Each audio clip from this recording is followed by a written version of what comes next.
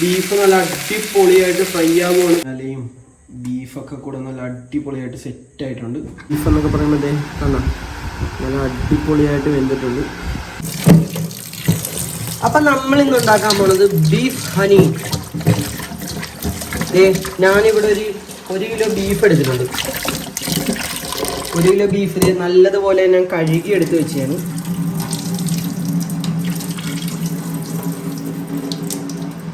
നല്ലതുപോലെ കഴുകണം. ഞാൻ വീഡിയോ എടുക്കുന്നതിന് മുന്നേ കുറച്ചോട്ടം കഴുകിയായിരുന്നു, അതുകൊണ്ടാണ് ജസ്റ്റ് ഇതിനകത്ത് ഇപ്പോൾ കാണിച്ചത്.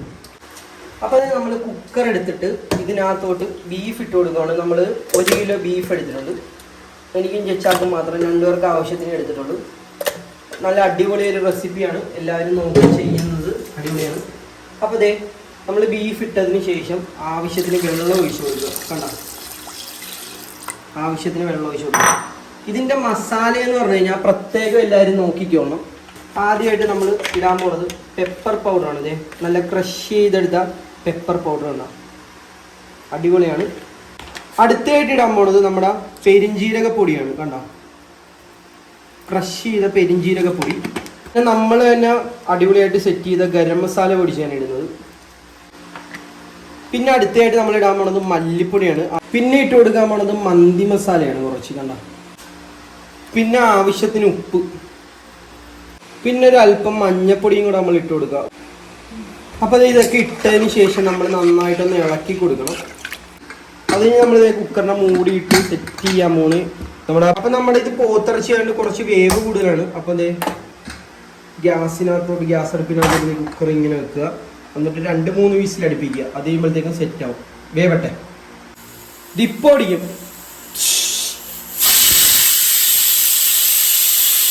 വിസിലൊക്കെ അടിച്ചായിരുന്നു. ഞാൻ തീ ഓഫ് ചെയ്യുകയാണ്. വിസിലൊക്കെ ഞാൻ കുറച്ചൊക്കെ കളഞ്ഞായിരുന്നു. അപ്പം നന്നായിട്ട് വിസിൽ കളഞ്ഞിട്ട് വേണം എല്ലാവരും കുക്കറൊന്ന് തുറക്കാൻ.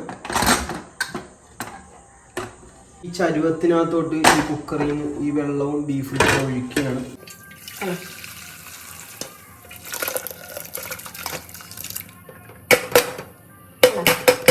നല്ല അടിപൊളിയായിട്ട് ബീഫ് വെന്തിട്ടുണ്ട്. അടുത്തായിട്ട് നമ്മൾ ആ കുക്കറിൽ നിന്നെല്ലാം വറ്റിച്ചത് എടുത്തതിന് ശേഷം കുറച്ച് ഓയിൽ ഒഴിച്ച് കൊടുക്കണം. അപ്പോൾ അതേ അടുത്തായിട്ട് നമ്മൾ കുറച്ച് കുക്കറിനകത്തോട്ട് ഇത് വെച്ച് കൊടുത്തിട്ട് കുറച്ച് വെളിച്ചെണ്ണ വിറ്റ് കൊടുക്കണം. കുറച്ച് വെളിച്ചെണ്ണ ഒഴിച്ച് കൊടുത്തിട്ട് സവാള കണ്ടോ കുറച്ച് സവാള ഇട്ട് കൊടുക്കണം മതി. പിന്നെ അടുത്തായിട്ട് നമ്മൾ തക്കാളി എടുത്ത് വെച്ചിട്ടുണ്ട്. ഒരു 2 തക്കാളി, 2 അല്ല 3 തക്കാളി എടുത്ത് വെച്ചിട്ടുണ്ട്.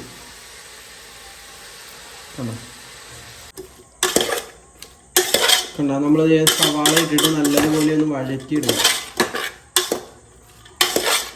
ബീഫ് ഒന്ന് സെറ്റ് ചെയ്യാനുണ്ട്. ബീഫ് സെറ്റ് ചെയ്യാൻ വേണ്ടി നമ്മൾ പാത്രം അടുപ്പത്തോട്ട് വെച്ചിട്ട് എടുത്തായിരുന്നു. ബീഫ് ഇതിനകത്തോട്ട് ഇട്ട് കൊടുക്കുന്നു. നമ്മളിത് കുറച്ച് ആ വെള്ളം കണ്ടോ കുറച്ച് ആ വെള്ളം ഒഴിച്ച് കൊടുത്ത് ബീഫ് ഇട്ട് കൊടുത്തതിൻ്റെ പുറത്തോട്ട് നമ്മൾ കുറച്ച് പെപ്പർ പൗഡർ ഉണ്ട്. പെപ്പർ പൗഡർ ഇങ്ങനെ ഇട്ട് കൊടുക്കണം. ബീഫ് ജീരകപ്പൊടി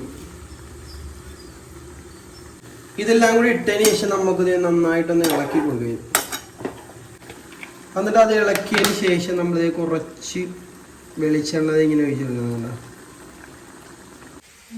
അപ്പോൾ അതേ നമ്മൾ നേരത്തെ ബീഫ് തിളപ്പിച്ച വെള്ളം നമ്മൾ ആ ഗ്ലാസ്സിനകത്തോട്ട് അരി തിളപ്പിക്കാൻ പോവാണ്. അപ്പം നിങ്ങൾക്ക് എല്ലാവർക്കും അറിയാമല്ലോ, അരി തിളപ്പിക്കാൻ നേരത്തെ അരിയിനെക്കാട്ടി കൂടുതൽ വെള്ളം ഒഴിച്ചു കൊടുക്കണം.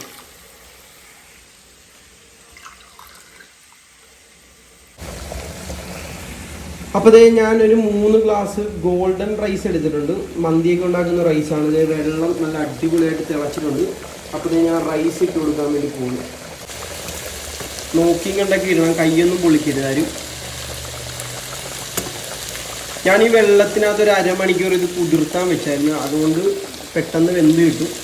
കണ്ടോ അതിൻ്റെ ഇടയിൽ നമ്മൾ ബീഫ് നല്ല അടിപൊളിയായിട്ട് ഫ്രൈ ആവുകയാണ്. കുരുമുളകൊക്കെ ഇട്ട് അതിൻ്റെ ഇടയ്ക്ക് നമ്മൾ അരിയും കൂടെ ഇട്ടിട്ടുണ്ട്.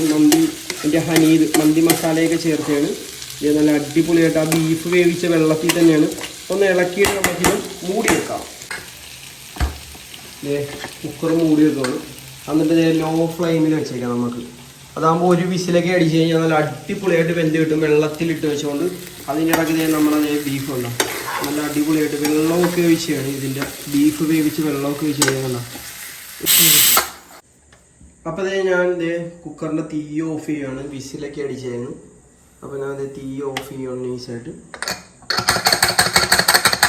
ഫുൾ ആവി കളഞ്ഞിട്ടുണ്ട്. ആവി കളഞ്ഞിട്ട് അടിപൊളി. നോക്കട്ടെ, ഒന്ന് ഇളക്കി നോക്കട്ടെ. അതെ, അവൻ അടുക്കി പിടിച്ചു വരുന്നു. നമ്മൾ ഈ ബീഫ് വെച്ച് കൊടുത്തിട്ട് ഒന്നും കൂടെ ഒന്ന് ദമ്മി ചെയ്യുന്നതാണ് ഇപ്പോൾ സെറ്റ്. അപ്പം നമ്മളിത് ബീഫൊക്കെ ഇട്ടതിന് ശേഷം കുറച്ച് നമ്മൾ മല്ലിയിൽ അരിഞ്ഞു വെച്ചിട്ടുണ്ടായിരുന്നു. അതിൻ്റെ മേളിലോട്ട് ഇങ്ങനെ ഇട്ട് കൊടുക്കണം. കുക്കർ മൂടി ഒന്ന് തീ കൊടുക്കണം. ഒരു ദമ്മാണ്. ദമ്മി ചെയ്യാൻ വെച്ചിട്ട് നമ്മൾ തീ കുറച്ച് വെച്ചേക്കുമായിരുന്നു. വിസിലൊന്നും അടുപ്പിക്കണ്ട. കണ്ട നമ്മളെല്ലാം സെറ്റാക്കി വെച്ചേക്കുമായിരുന്നു. അപ്പോൾ അതെ തുറന്നു കഴിഞ്ഞാൽ നമ്മുടെ പുതിയനാലയും ബീഫൊക്കെ കൂടെ നല്ല അടിപൊളിയായിട്ട് സെറ്റായിട്ടുണ്ട്. അപ്പോൾ അതേ ഞാൻ ഇത് സർവ് ചെയ്യാൻ വേണ്ടി എടുക്കും കേട്ടോ. അതെ നല്ല അടിപൊളിയായിട്ട് ഇതേ കണ്ടോ, നല്ല ചോറൊക്കെ നല്ല അടിപൊളിയായിട്ട് വിട്ട് കിടപ്പുണ്ട്. ഇതേ ഇങ്ങനെയാണ് നമ്മുടെ ബീഫ് ഹനീദാണിത്. ഞാൻ കുറച്ച് സലാഡ് സെറ്റ് ചെയ്തിട്ടുണ്ടായിരുന്നു. സലാഡും മയോണൈസൊക്കെ യൂസ് ചെയ്യാം. ഇതേ നമ്മുടെ ബീഫ് എന്നൊക്കെ പറയുമ്പോൾ ഇതേ കണ്ടോ നല്ല അടിപൊളിയായിട്ട് വെന്തിട്ടുണ്ട്. അപ്പോൾ അതെ ചെറിയൊരു ബീഫിൻ്റെ ഒരു പീസും ഇച്ചിരി സലാഡ് സവാളയും കൂടെ എടുത്തിട്ട്